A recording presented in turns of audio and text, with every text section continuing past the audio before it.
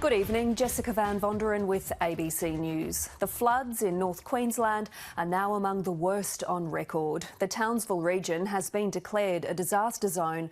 Hundreds of millimetres of rain is still causing havoc as residents in some areas return to their homes to start the clean-up. Alison Horn reports from Townsville. Roger Goodwin feels helpless, struggling to deal with the disaster that swept through his property. It's hard looking out there. A decade of building his dream home now gone, washed away in the raging torrent that also tore through his backyard. Shed down the back's gone. We know yesterday in Bluewater that the banks of the river here burst and that left around 100 properties in a very serious situation. 50 to 60 of those homes had to be attended to by swiftwater rescue crews. We know that many people were stranded and had to be rescued. The main concern today is obviously this rain, which is not really letting up. And for people in Bluewater who want to go home and try and assess some of their damage and perhaps try and start the clean-up, that is going to be incredibly difficult given the situation we are facing. Houses submerged in floodwater, forcing residents to flee. Townsville streets, now rivers. Downstairs is gone.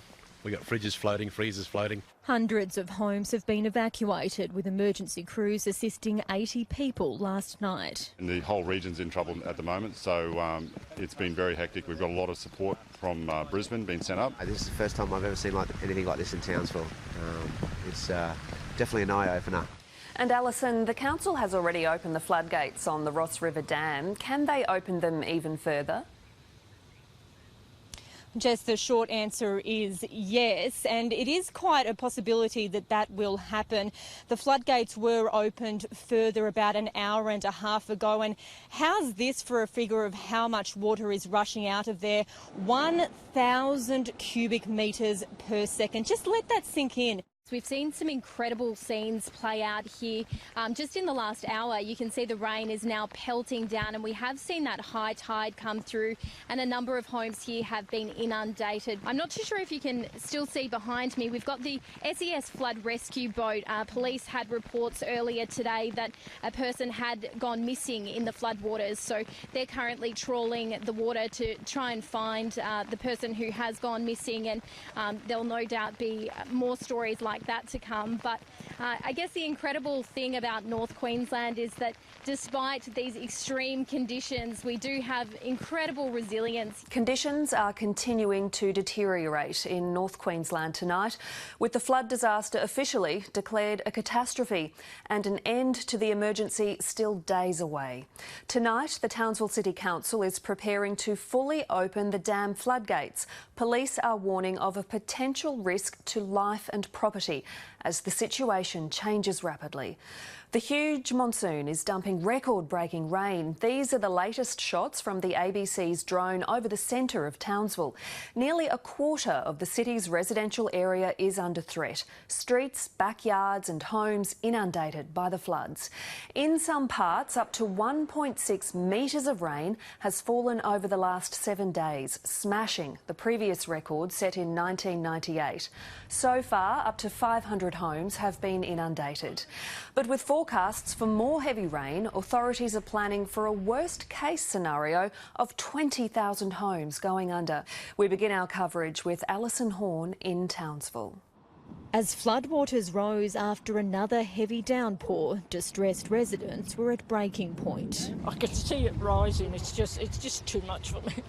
I didn't think I'd ever be in the back of a dump truck in my journalism career, but here we are. This is the only way that emergency services are able to evacuate many residents in the surrounding areas here. 500 millimetres or even just a touch over had fallen during the night. But certainly what people here are still expecting is that there is that severe weather warning in place. It's for such a massive area of North Queensland, from around here in Ingham down beyond Townsville and even heading south to Mackay. From above, the devastation is stark. Thousands of homes damaged as floodwaters peak in Townsville.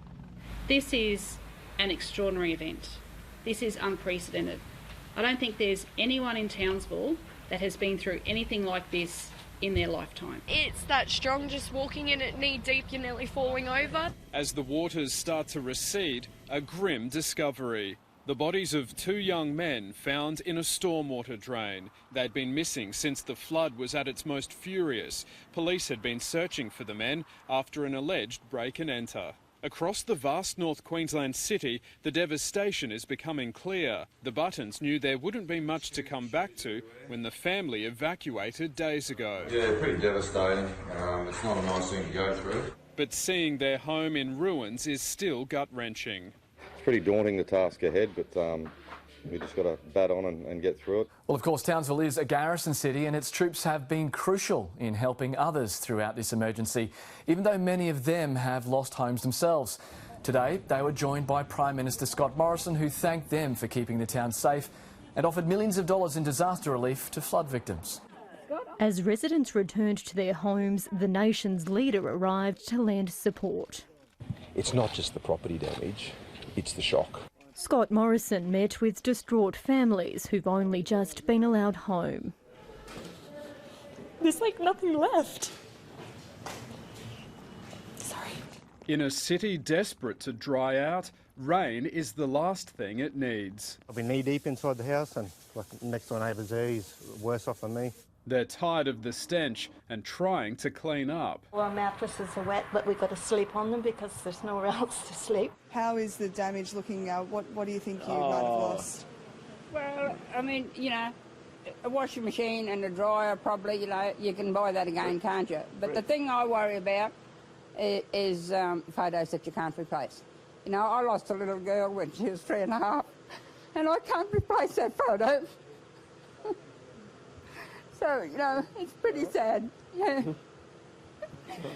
Mass graves are being dug to bury rotting carcasses littering flood-devastated cattle properties in northwest Queensland. As many as 500,000 livestock perished in the floods. In the unrelenting sun, thousands of cattle carcasses rot. A week ago, floodwaters rushed through Richmond, decimating the industry. Now they're cleaning up. Producers have been asked to bury their stock in mass graves. Initial assessments suggest more than 500,000 cattle have perished in the flooding. Experts say the response to this crisis must be swift, as the decaying carcasses pose a serious health risk. But with so many to bury, it could be several months before the job is complete. A moment of reflection amongst so much carnage. The Prime Minister, Scott Morrison, confronting the grim reality of the catastrophic floods, offering an embrace on behalf of the country. I'm sorry. At times, lost for words. But today, my heart goes out to the people of North Queensland. It's very upsetting. 3 weeks on since the crisis started, the ripples of the disaster keep flowing.